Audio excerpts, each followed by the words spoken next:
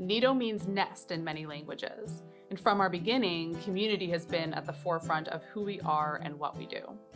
Every day, we strive to make our community feel like Nido is a home away from home. Hi, my name is Tarah, and I'm the principal of Nido de Montessori. Children learn when they feel safe and connected.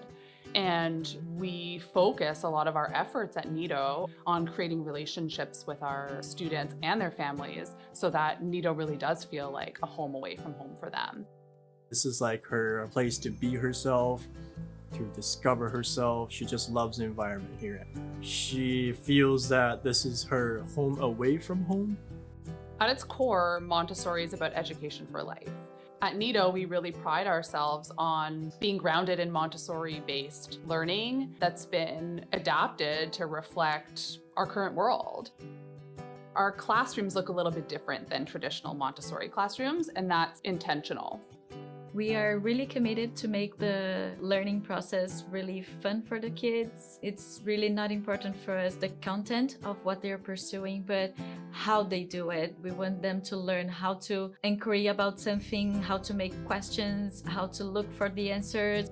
We view our educators as partners in the learning process, and they will prompt and ask questions to further our children's learning. But really, we try to sit back and watch our children's curiosities and interests emerge and allow that to guide our curriculum.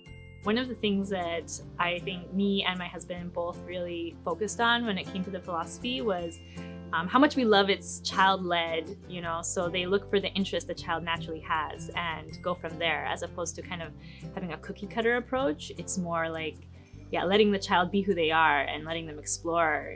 We set up some different provocations to see what comes from the children, because we don't want to just give them different activities. We want to see how they relate to the materials, how they relate to each other. Every interactions we have with the children, we're always thinking about how can we incorporate literacy? How can we incorporate numeracy? A big part of our curriculum is to visit neighborhoods. She loves going on the walks. They go for walks a lot to different parks, and I know she has such a fun time exploring the neighborhood with the other kids and going to new places. Within our guiding principle of we view everything through a relational framework lens, a huge part of that is our interpersonal relationships with each other.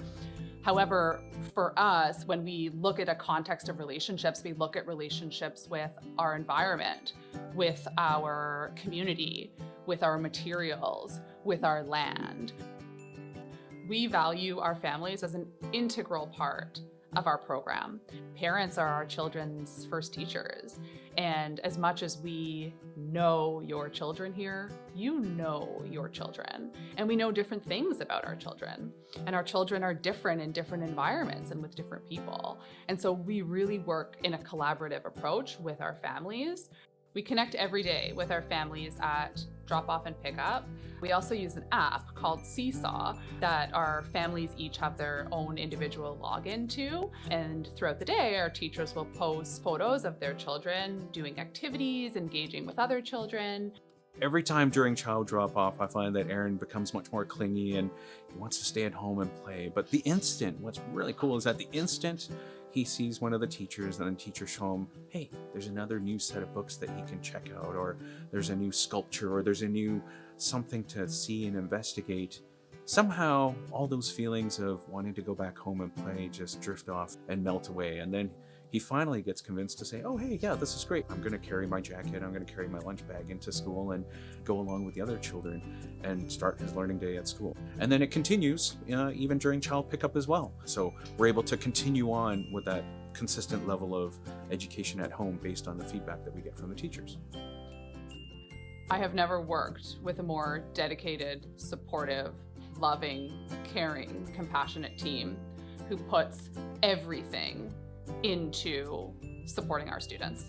We spend a lot of time and energy developing our staff and our team with social emotional capabilities to work with our children to support them in their social and emotional development.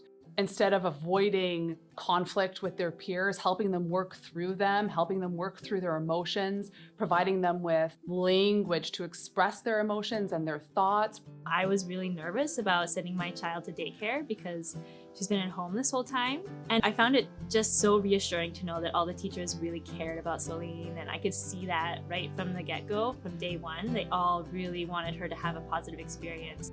That made me feel so much better knowing that they had such a strong connection with her and they could read her behavior and understand what she was saying and make her feel secure. That made me feel secure as well. Not only do we work every day amongst ourselves and among the children to support them in their development, but our mission is bigger than that. Our mission is to transform what education looks like today. And that starts here in early childhood education.